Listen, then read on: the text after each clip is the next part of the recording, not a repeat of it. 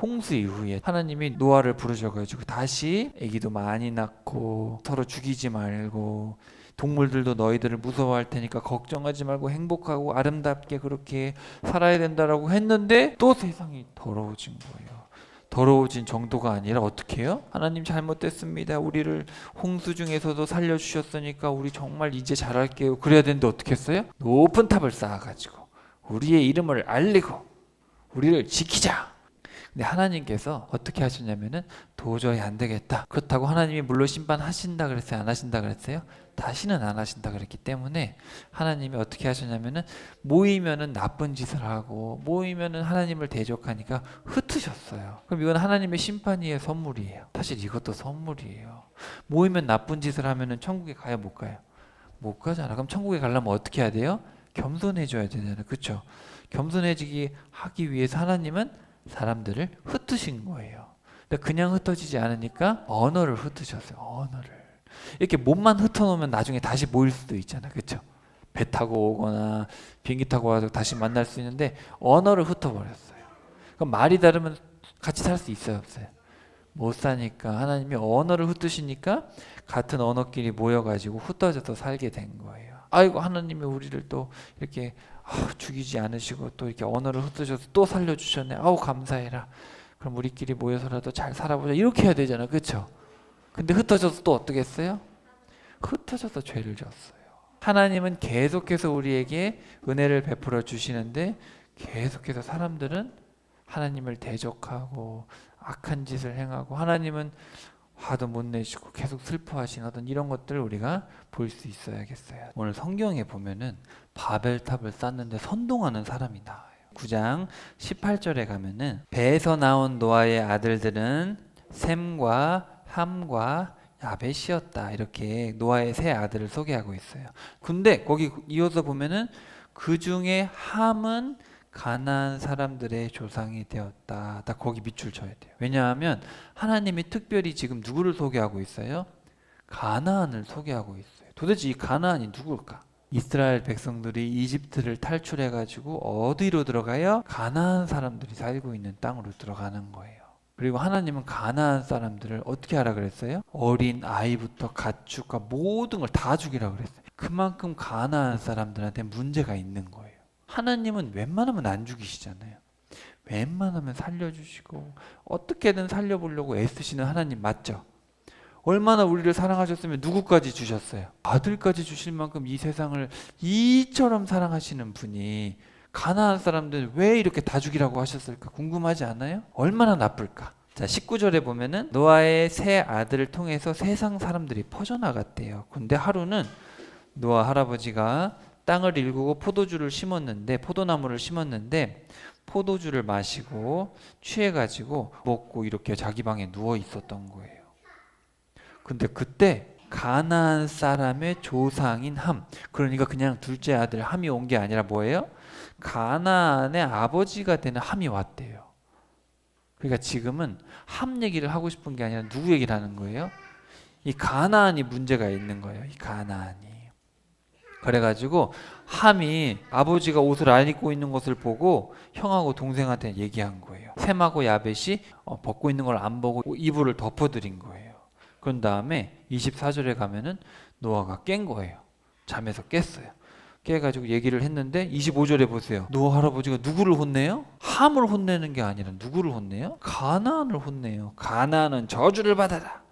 가나안은 종들 중에서도 가장 낮은 종이 되어 형제들을 섬기게 될 것이다. 가나안은 노예가 된대요. 노예. 그러면서 셈의 주 하나님을 찬양하라. 가나안은 셈의 종이 되기를 바라노라. 하나님께서 야벳을 크게 하셔서 셈의 장막에서 함께 살게 하시고 또 가나안은 야벳도 종도 되길 바라노라. 이렇게 말씀을 하시는 거예요. 셈, 함, 야벳 중에서 아브라함은 누구 자손일까? 바로 셈이에요. 셈에서는 믿는 사람들이 나오는데 야벳은 보통 백인이죠. 그리고 함은 흑인이라고 생각을 하고 있는데 여기 보니까 가나안을 저주를 하는데 여러분 왜 가나안을 저주할까요? 도대체 가나안이 누굴까? 왜 나쁠까? 그래서 이 성경을 연구하는 사람들 중에서는 가나안이 진짜 나쁜 놈이다. 그래서 가나안이 무역을 했다 그래요. 장사꾼이었다. 그런 사람들이 있어요. 그러니까 장사를 하려면은 솔직하게 해야 돼요. 돈을 많이 벌려면 거짓말을 해야 돼요. 솔직하게 하면 되는데 거짓말을 하면 할수록 더 돈을 많이 벌잖아요. 근데 나중에 알게 되겠지만 가나안에 있는 많은 사람들이 장사를 하게 됐어요. 그래서 어떤 학자들은 가나안이 너무 나쁘고 그렇게 장사에 능했고 그렇기 때문에 소식을 잘 들어야 장사를 잘하니까 어쨌든 그래서 가나안이 믿음이 정말 없는 사람이고 그렇기 때문에 가나안 때문에 아버지도 그렇게 되고 그래서 이 가나안이 저주받은 족속이 됐다라고 해석하는 사람들이 있고 또 한 부류는 셈, 함, 야벳 중에 함이 특별히 아내를 데려왔잖아요. 홍수 때문에. 그죠? 근데 거기에 네피림, 즉 유전적으로 문제가 있는 그런 아내를 데리고 있어가지고 사실은 이 가나안이 거인족의 피가 있다 이렇게 보는 사람들이 있어요. 홍수 전에 악한 천사들이 내려와가지고 막 괴물들이 태어났잖아요. 그렇죠? 그렇게 생각하는 이제 해석을 따라가게 되면 그러면은 하나님은 너무 세상이 하나님이 만드신 모습이 아니라 막 더럽혀져가지고 다 심판을 하셨는데 노아도 그렇게 깨끗하게 이제 하나님이 심판하시고 다시 시작을 했는데 보니까 함의 자녀들 중에서 그렇게 문제가 있는 사람들이 태어난 거야. 가나안이 태어났는데 가나안이 거인 족속인 거야. 노아 할아버지가 놀랬겠어요? 안 놀랬겠어요? 아니 우리가 분명히 더럽혀지지 않은 사람들을 아내로 삼아서 이렇게 다시 시작했는데 또 이렇게 했구나. 노아 할아버지가 너무 마음이 상심이 큰 거예요. 그래서 어떤 학자들은 그래서 너무 마음이 괴로워서 포도주를 마셨다라는 생각하는 사람도 있어요. 자, 어쨌든 그래서 자 10장으로 가면은 셈, 함, 야벳의 자녀들에 대해서 쭉 설명을 하고 있는데 자 6절 한번 봅시다. 10장 6절 여기 중요해요. 10장 6절 함이 아들을 낳았는데 아들 이름이 뭐냐면 따라해보세요. 구스, 미스라임, 붓, 가나. 8절에 보면은 구스가 누구를 낳았어요? 구스는 니므롯이란 아들을 낳았다. 그러니까 이 함이 문제가 있는데 그 중에 특별히 가나안이 심각한 문제가 있고 또 구스라는 첫째 아들은 니므롯을 낳은 거예요. 그리고 미스라임이 누구냐면 이집트예요. 자, 여기 구스, 미스라임이 이집트, 붓은 리비아, 그리고 가나안. 이렇게 하나님을 믿지 않는 사람들이 함에게서 많이 태어난 거예요. 니므롯이라는 사람도 거인이었다는 그런 기록들이 많이 남아 있어요. 어쨌든 성경이 말하고 있지 않으니까 이건 우리가 확정할 수는 없지만 고대 역사책 같은 데 이렇게 보면은 니므롯이 막 거인이고 사자를 그냥 한 손에 안고 있어. 8절에 보니까 니므롯은 세상에 처음으로 나타난 용사였더라. 어떤 사람들은 이거를 용사로 보기도 하고 정말 힘이 센 용사로 보기도 하고 어떤 사람들은 이 니므롯도 거인이 아니겠는가, 네피림의 후손이 아닐까 이렇게 보는 학자들도 있어요. 뭐가 정답인지는 알 수가 없죠. 우리가 여기 보면 니므롯은 주께서 보시기에도 힘센 사냥꾼이었다. 근데 원문에 보면 이 니므롯이 하나님 앞에 사냥꾼이었다. 그리고 니므롯이란 뜻이 반역이란 뜻이에요. 반역. 10절에 보니까 자 시날 땅에 있는 바벨, 에렉, 아갓, 갈레 그리고 니느웨 어디서 들어봤죠? 요나 이야기에서 너무 악해가지고 하나님이 멸망시키려고 했다가 요나를 보내서 회복시켜 주신 데가 니느웨죠. 그래서 여기 보면은 바벨론, 니느웨 이렇게 하나님이 심판하셨던 땅이잖아요. 그걸 누가 만들었어요? 니므롯이라는 사람이 만들었대요. 그리고 여기 15절 보니까 자 가나안이 아기를 낳는데 가나안의 맏아들이 시돈이래요. 바알을 그렇게 섬기는 바알 대제사장이 있는 곳이 바로 시돈이에요.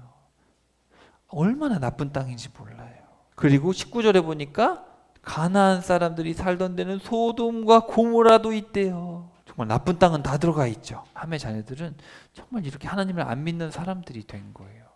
그리고 그 중에도 거인들이 있고 나중에 이스라엘 백성들이 가나안에 쳐들어갔을 때 거기 누가 있었어요? 거인들이 있었잖아. 그리고 나중에 블레셋하고 다윗이 전쟁을 할 때 누구 싸웠어요? 골리앗 동생도 나오고 성경에 거인들이 나오잖아요. 그런 어떤 악한 사람들이 거기에 있었던 거예요. 자, 그래서 이 니므롯이 선동을 해가지고 이렇게 하나님이 싫어하시는 그런 일들을 하게 된 거죠. 이 니므롯을 중심으로 사람들이 이렇게 바벨탑을 쌓은 거예요. 바벨탑을 쌓아가지고 하나님을 대적하고 하나님 못 믿게 만들고 우상을 만들고, 그리고 여기 특별히 성경에 자 하늘 여왕 기억나세요? 하늘 여왕이 누구예요? 바로 세미라미스를 하늘 여왕이라고 하는데, 이 니무롯과 세미라미스 사이에서 담무스가 태어나고, 이 담무스가 나중에 사람들이 막 담무스가 죽었다고 막 애곡하기도 하고, 기억나죠? 그렇게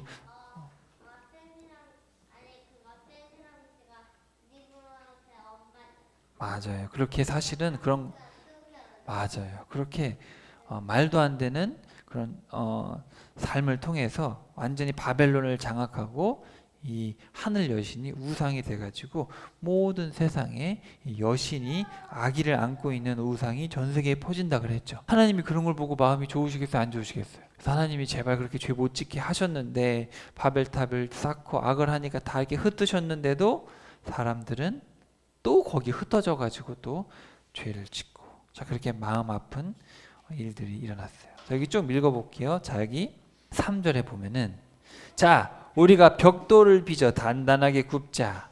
사람들은 돌 대신 벽돌을 썼고, 진흙 대신에 역청을 썼다. 원문에 보면은 노아의 홍수 때 배에다 역청을 발랐죠.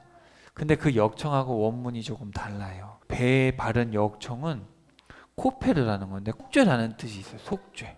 방주를 이렇게 역청으로 발랐잖아요. 그러니까 우리가 방주에 탈라면, 천국에 가려면 죄사함이 필요한 거예요. 그런 뜻이 담겨 있는데, 여기에는 이제 다른 단어를 쓰고 있어요. 바로 그냥 역청을 발라가지고 물이 안 들어가게 한 거죠. 어쨌든 진흙 대신 역청을 썼다. 그래가지고 우리가 함께 도시를 건설하자. 흩어지는 일이 없도록 하자. 우리의 이름을 알리자.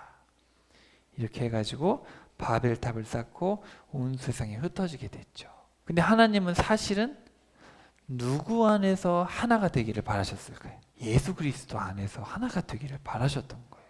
사실은 흩어져가지고 죄만 지으라고 한 게 아니라, 흩어져서 죄 짓지 말고 착하게 살아야 된다라고 하셨는데, 사람들이 흩어져서 다 나쁘게 사니까 아브라함을 택하셔가지고 모범이 되라고 했는데, 아브라함은 잘했는데 후손들은 잘 못했죠.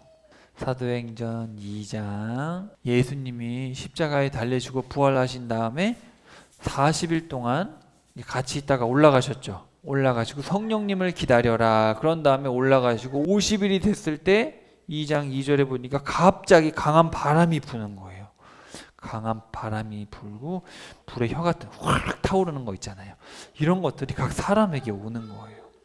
성령님이 내려오셔가지고 갑자기 거기에 예수님의 제자들이 말을 하는데, 자기 나라 말을 하는 게 아니라 9절에 보니까 바데, 메데, 엘람, 메소포타미아, 유대, 갑바도기아, 본도, 아시아, 부르기아, 밤빌리아, 이집트, 구레네, 이 모든 사람들이, 크레타, 아라비아 사람들까지 있었는데, 이 외국인들이 들을 수 있는 외국말을 갑자기 하는 거예요. 하나님이 분명히 바벨탑 사건 때 언어가 나눠지게 하셨죠. 다른 나라 말을 쓰게 하셨는데, 갑자기 성령님께서 내려오셔가지고 이 모든 언어를 한 번에 말씀하게 하신 거예요. 그러면서 예수님의 이야기를 전하게 하신 거예요. 원래 죄 때문에 사람들이 언어가 흩어졌는데, 예수님 안에서 하나가 되게 하신 거예요. 바벨탑 사건이 언제 있었냐면은 2300년 정도에 있었는데, 하나님이 2300년 만에 이렇게 새롭고 놀라운 일을 행하셔가지고 예수님 안에서 하나가 되게 하셨다. 그래서 사실은 하나님께서 바벨탑 사건 때도 사람들을 혼내신 게 아니라 죄를 짓지 않게 하신 건데, 그래도 계속 죄를 지으니까 예수님을 보내셔서 우리의 죄를 다 용서해 주시고 성령님을 보내셔서 다시 성령 안에서 하나가 되게 하셨다. 성령님이 계시면은 매일 감사하고 예수님 말씀이 읽고 싶고 그런 마음이 들어요? 예수님 안 믿는 사람한테 예수님을 알려주고 싶어요? 예배드리는 시간이 즐겁습니까? 네, 그거는 우리 안에 성령님이 계셔서 그래요. 그리고 이제는 언어가 달라도 예수님 믿는 사람은 누구예요? 우리의 형제. 이제는 예수님 믿는 모든 사람들은 형제고, 방주가 바로 교회인데, 방주에 운전하는 분은 누굴까요? 방주를 운전하는 게 아니지만 방주를 끌고 가시는 분은 하나님이셨죠. 그럼 우리 교회를 끌고 가시는 분은 누구예요? 예수님이에요. 그래서 이제는 예수님을 믿는 모든 사람들이 방주에 타고 있고, 사람이 운전하는 거예요? 예수님이 직접 방주를 끌고 가는 거예요? 맞아요. 그리고 그 방주 옆에는 뭐가 발라져 있어요? 역청이 발라져 있어요. 근데 역청이라는 것은 죄사함의 의미가 있는 거예요. 그 뜻이 너무 신기하죠. 코페르라는 그 뜻이. 그래서 우리가 예수님의 피로 용서를 받고 교회에서 이렇게 예수님을 따라서 천국에 가는 거예요. 자, 우리 바벨탑을 하나님께서 허무셨고, 그리고 성령님을 통해서 하나가 되게 하셨는데, 지금 사람들은 뭐 할까요? 바벨탑을 다시 쌓고 있어요. 사람들은 바벨탑 쌓는 걸 좋아해. 그래가지고 모이자, 흩어지지 말자, 우리가 다 언어를 열심히 배워가지고 하나가 돼가지고 하나님을 대적하자, 그런 시대를 살고 있습니다. 사람들이 점점 모여가지고 죄를 많이 짓고 있는 시대가 되었어요. 여러분 다니엘서 한번 펴보실까요? 마지막으로 12장 4절에 보면은 마지막 때 예수님이 다시 오실 때, 다니엘아 너는 마지막까지 이 예언의 말씀을 잘 간직하고 봉에 두어라. 그러니까 마지막 때까지 이 말씀을 잘 사람들에게 알려줘야 된다. 말씀을 모르게 해서는 안 된다. 자, 마지막이 다가올수록 많은 사람들이 예언의 성취를 주목하면서 그것에 관한 지식을 얻으려고 이리저리 움직이며 열심히 노력할 것이다. 이렇게 해석하는 분들이 있고, 또는 원문을 보면 어떻게 되어 있냐면은 많은 사람들이 빨리빨리 왔다 갔다 하고 많은 사람들이 지식이 더할 것이다. 그래서 알게 되는 게 많아지고 빨리빨리 움직이게 될 것이다. 비행기가 만들어진 지 얼마 안 됐어요. 지금은 비행기 타고 순식간에 미국까지 갈 수 있죠. 그리고 지금은 핸드폰을 보면은 핸드폰에 궁금한 걸 치면 다 나와요. 20년도 안 됐어요. 비행기도 100년밖에 안 된 거예요. 그러니까 사실은 저와 여러분이 살고 있는 이 시대는 정말 사람들의 왕래가 많아지고 지식이 지식을 더하는, 어떻게 보면 다니엘서에서 말하고 있는 정말 마지막 때가 아닐까. 아담부터 지금까지 이런 시대는 없었거든요. 이렇게 전 세계가 하나가 되는 시대가 없었어요. 그래서 지금은 예수님을 안 믿는 사람들은 바벨탑을 다시 쌓으려고 하고 있는데, 우리는 어떤 방주에 타야 돼요? 예수님이 끌고 가시는 그런 교회라는 방주에 타서 말씀대로 살아가야 돼요. 그렇지 않으면 사람들이 바벨탑을 쌓는데 따라갈 수가 있어요. 그래서 우리 모두 이렇게 어지러울 때에 사람들이 바벨탑을 쌓지만 우리는 어디에 가야 돼요? 우리는 하나님의 말씀에 순종해서 교회에서 예수님의 말씀을 따라 살아갈 때 우리는 천국에서 영원히 살게 될 줄로 믿습니다.